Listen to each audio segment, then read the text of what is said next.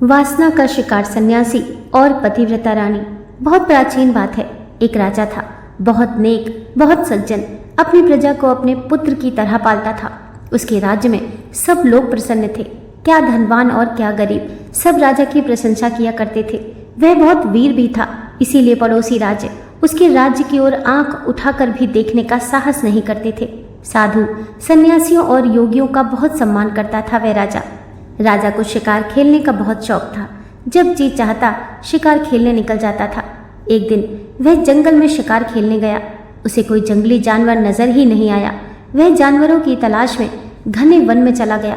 वहां उसे हिरणों का एक झुंड दिखाई दिया। वह अपने धनुष पर बाण को संधान करने लगा। इतने में खतरा जानकर हिरण भाग छूटे। राजा उनके पीछे पीछे दौड़ा। रथ दौड़ाते दौड़ाते वह थक गया, लेकिन हिरणों का शिकार नहीं कर पाया। वह प्यास के कारण बेहाल होने लगा। एक एक कदम चलना भी उसके लिए भारी पड़ रहा था। फिर भी उसने हिम्मत नहीं हारी और वह जल की तलाश में आगे चलता ही चला गया। उसे दूर एक कुटिया दिखाई दी।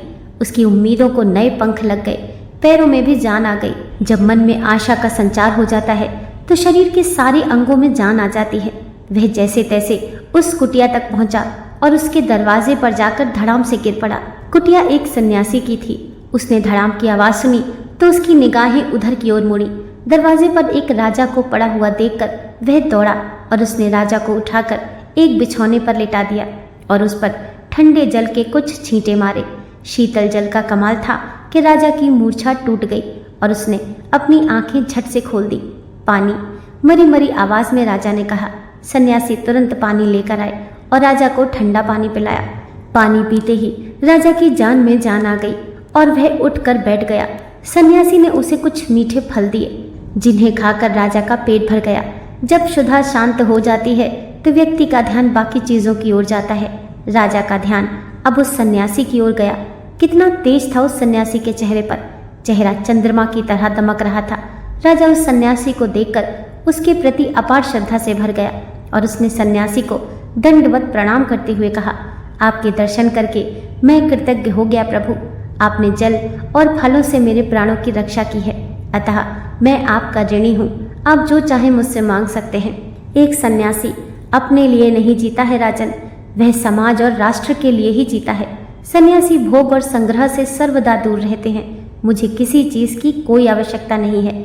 जब महसूस होगी तो मैं आपसे मांग लूं। राजा सन्यासी के संयम को देखकर अभिभूत था। भोग विलास से दूर कामनाओं को नियंत्रित करने वाला व्यक्ति देव स्वरूप ही होता है। राजा का मन भोग विलास से उचटकर सन्यास में रमने लगा। सन्यासी ने राजा को 2-4 दिन अपनी कुटिया में ही रोक लिया था। राजा को अपना जीवन व्यर्थ लगने लगा। फिर एक दिन राजा ने सन्यासी से अपना आतिथ्य बनने का आग्रह किया, जिसे सन्यासी ने स्वीकार कर लिया और उस आग्रह के पश्चात राजा अपने महल में वापस आ गया। उस घटना को व्यथित हुए एक लंबा अरसा गुजर गया। एक दिन राजा के दरबार में वही सन्यासी आया। राजा उसे पहचान गया और उसने सन्यासी को अपने आसन पर बिठाया। सन्यासी राजा के स्वागत सत्कार से अभिभूत हो गया। राजा सन्यासी को अपने मुख्य महल में लेकर आ गया। सन्यासी का उस मुख्य महल में रानी ने स्वागत किया। रानी का सौंदर्य देखकर सन्यासी बहुत आश्चर्यचकित हुआ। ऐसा सौंदर्य तो अप्सराओं का भी नहीं होता है जैसा रानी का था। सन्यासी अपलक रानी को निहारता रह गया। उसका सारा ज्ञान पल भर में छूमंतर हो गया। योग किसी बिल में छिप गया। सौंदर्य की चमाचम ने वैराग्य को डस लिया। जिस मन पर उसने इतने वर्षों तक विजय प्राप्त की थी, वह बेलगाम होकर मुक्त अश्व सा दौड़ने लगा। सन्यासी को अपनी इस स्थिति पर बड़ी लज्जा आई। इससे पहले कि राजा और रानी उसके मन के भाव पढ़ पाते, उसने मन ही मन अपने गुरु का नाम लिया और अपने मन पर नियंत्रण करने का प्रयास किया। राजा ने रानी से कहा, ये सन्यासी बहुत ऊंचे हैं, इन्होंने अपनी कामनाओं पर नियंत्रण स्थापित कर रखा है। उस दिन सघन वन में इन्होंने ही मेरी जान बचाई थी। महारानी, अब आपका दायित्व है कि आप इनका पूरा ध्यान रखें। मैं अभी चलता हूँ, कहकर राजा अपने दरबार में आ गए। रानी पूरे मनोयोग से सन्यासी की सेवा करने में जुट गई। सन्यासी के मन की हालत बड़ी विचित्र हो रही थी। मन बार बार रानी के सौंदर्य रूपी जाल में उलझ रहा था, जिसे सुलझाने का कोई मार्ग सन्यासी को समझ में नहीं आ रहा था। एक बार तो सन्यासी ने सोचा कि वह रात में चुपके से यहाँ से भाग जाए, लेकिन ये तो कायरता होगी। ऐसा सोचकर वह वहीं रुका रहा। रानी के प्रत्येक अंग में काम रस के सैकड़ों कलश भरे हुए थे। रानी अपने हाथों से सन्यासी को नहलाती थी। रानी के हाथों का स्पर्श पाकर सन्यासी कामावेग में दग्ध होने लगता था। उसने रानी को नहलाने के लिए मना कर दिया। रानी जब सन्यासी को अपने हाथों से खाना खिलाने लगी तो भी उसकी गति वैसी ही हुई। सन्यासी ने रानी को खाना खिलाने से भी रोक दिया था। रानी ने राजा से ये सारा हाल कह सुनाया। तब राजा दौड़ा दौड़ा आया और हाथ जोड़कर बोला, प्रभु, क्या मुझसे कोई त्रुटि हुई है जो आप रानी की सेवा लेने से इनकार कर रहे हैं?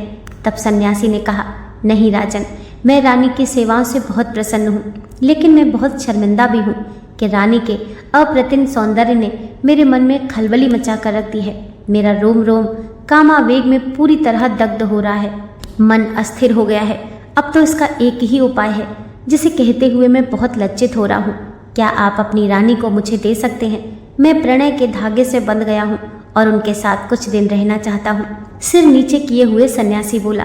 राजा को जंगल की कुछ बातें याद आ गई तो राजा ने सन्यासी को कुछ मांगने को कहा था, लेकिन सन्यासी ने फिर कभी लेने के लिए कह दिया था। तो क्या अब वह समय आ गया था? राजा ने सोचा और सोचकर कहा, प्रभु, ये मेरा सौभाग्य है जो आपने मुझे इस योग्य समझा। मैं अभी रानी को लेकर आपकी सेवा में उपस्थित होता हूँ, कहकर राजा चला गया। राजा रानी के पास गया और उसे सारी बातें बता दी। रानी सोच में पड़ गई। वह एक पतिव्रता स्त्री थी जो पर पुरुष के बारे में कभी सोच भी नहीं सकती थी। उसने एक पल सोचकर कहा, स्वामी, आप चिंता ना करें, प्रभु मुझे इस धर्म संकट से अवश्य निकाल लेंगे। आप तो मुझे उन सन्यासी को सौंप दीजिए, आगे मैं देख लूंगी। रानी 16 श्रृंगार करके आई और राजा के साथ सन्यासी के पास आ गई। राजा ने रानी को सन्यासी को सौंप दिया। इसके पश्चात राजा चला गया। आओ प्रिय, मेरे अंक में समा जाओ, मैं आपके सौंदर्य के दर्शन करने को कब से लालायित था। सन्यासी ने बाहें फैलाए हुए कहा, तनिक धैर्य रखें प्रभु, मैं आपकी ही हूँ। आप पर मेरा सर्वस्व न्यौछावर है, सौंदर्य भी और मादकता भी। लेकिन एक समस्या है, ये मेरे पति का महल है। इसकी हवा में मेरे पति के बदन की सुगंध भरी हुई है। जब तक मेरे नथनों में वह सुगंध बसी है, मैं आपकी कैसे हो सकती हूँ? अब आप मेरे स्वामी हैं, इसीलिए आपका आंगन ही मेरा स्थान होगा। वहीं पर ही मिलन हो तो श्रेष्ठ होगा। सन्यासी को बात जम गई और उसने राजा को बुलवाकर एक रथ तैयार करवा लिया। रथ में सवार होकर वे दोनों सन्यासी की कुटिया में आ गए। कुटिया को देखकर रानी नाक मुंह सिकोड़ कर बोली, ये क्या है? मेरा कोमल बदन इस कुटिया में कैसे रहेगा? मेरे लिए कोई अच्छे से महल की व्यवस्था करें प्रभु। सन्यासी ने सोचा, बात तो सही कह रही है रानी, ये कोमलांगी इस कुटिया में कैसे रहेगी? पर मैं महल भी कहाँ से लाऊंगा? सन्यासी को राजा का ध्यान आया। वह राजा के पास गया और अपने लिए एक महल मांग लिया। राजा उदार हृदय का था, इसीलिए उसने एक महल दे भी दिया। जब सन्यासी रानी को उसे महल में लेकर आया तब रानी ने कहा, ये क्या, यहाँ तो एक भी सेवक सेविका नहीं है। कौन साफ सफाई करेगा, कौन खाना पकाएगा और कौन बाकी काम करेगा? सन्यासी को समझ में आ रहा था कि स्त्री को प्रसन्न रखना कितना कठिन काम है, पर ओखली में सर दिया है तो मूसल से क्या डरना। सन्यासी राजा के पास गया और सेवक सेविकाओं की फौज लेकर आ गया। सेवक सेविकाओं ने वह महल चमका दिया था। अब रानी कहने लगी, आपके साथ शैया पर आने से पहले मैं एक बार स्नान करना चाहती हूँ। मेरे वस्त्र किधर हैं? सन्यासी ने तो ये सोचा ही नहीं था। एक और मुसीबत, रानी के रेशमी वस्त्र कहाँ से लाए वो? राजा से बार बार मांगना भी उसे सही नहीं लग रहा था। कामनाएं मनुष्य को कितना दौड़ाती हैं, उसे स्वामी से भिक्षु बना देती हैं। जब तक सन्यासी का कामनाओं पर नियंत्रण था, वह एक स्वामी की तरह था।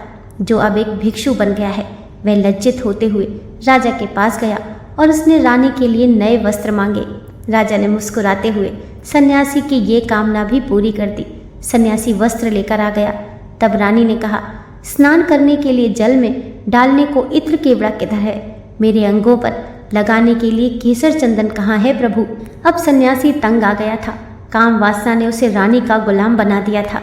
वह चिढ़कर बोला, मैं आपका दास नहीं हूँ रानी, आपकी इच्छाएं तो अनंत हैं, उनकी पूर्ति नहीं कर सकता हूँ मैं। सन्यासी आवेश में आ गया था। सन्यासी की हालत देखकर रानी खिलखिलाकर हंस पड़ी। आपने एक रानी के साथ प्रणय करने की कामना की थी प्रभु। आप जब तक रानी के समस्त कामनाओं की पूर्ति नहीं करेंगे, तब तक वह आपके साथ प्रणय कैसे कर सकती है? और यदि वह विवश होकर आपके साथ प्रणय करेगी तो उसमें आपको आनंद कैसे आएगा। रानी की बात 16 आने सही थी, लेकिन वो भी क्या करे, बार बार राजा से मांगना भी तो सही नहीं है। तब रानी ने कहा, प्रभु, काम, क्रोध, मद, लोभ ये मनुष्य के 4 सबसे बड़े शत्रु हैं। काम तो वो रस है, इसके पीने से कभी तृप्ति नहीं होती, बल्कि प्यास और बढ़ जाती है। आप तो ज्ञानी हैं, विद्वान हैं, विवेकवान हैं, बुद्धिमान हैं। मेरा आपको समझाना अच्छा लगता है क्या? आज आपकी हालत क्या से क्या हो गई है। आपके चेहरे की चमक न जाने कहाँ गायब हो गई है। जो कामनाओं के भंवर में फंस गया उसका डूबना तय है, और जो कामनाओं पर नियंत्रण पाने में सफल रहा वही मनुष्य है, वरना तो पशु और मनुष्य में अंतर क्या है। सन्यासी को अब अपनी भूल का एहसास हो गया था। वह दौड़कर राजा के दरबार में पहुंचा और राजा को साष्टांग प्रणाम करते हुए कहने लगा, सही मायने में आप सबसे बड़े सन्यासी हैं।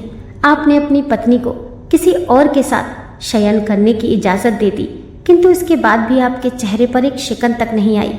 रानी ने अपनी बुद्धिमत्ता से न केवल आपके आदेश और अपने पतिव्रत धर्म का मान रखा, अपितु मुझे भी ज्ञान का पाठ पढ़ाया। ये अद्भुत है। मैं अपनी कामनाओं पर नियंत्रण स्थापित करने में असफल रहा। मेरी साधना अभी अधूरी है। आप जैसा राजा आदर्श है, जो राजा होकर भी सन्यासी जैसा व्यवहार करता है। मुझ जैसा सन्यासी होकर भी कामांध की तरह व्यवहार कर रहा है। अब मैं इसका प्रायश्चित करूंगा। और ये कहकर वह सन्यासी जंगल में चला गया। दोस्तों, आशा करती हूँ आज की कथा आपको ज़रूर पसंद आई होगी। वीडियो पसंद आई हो तो लाइक कीजिए, चैनल को सब्सक्राइब कीजिए। मिलते हैं नेक्स्ट वीडियो के साथ।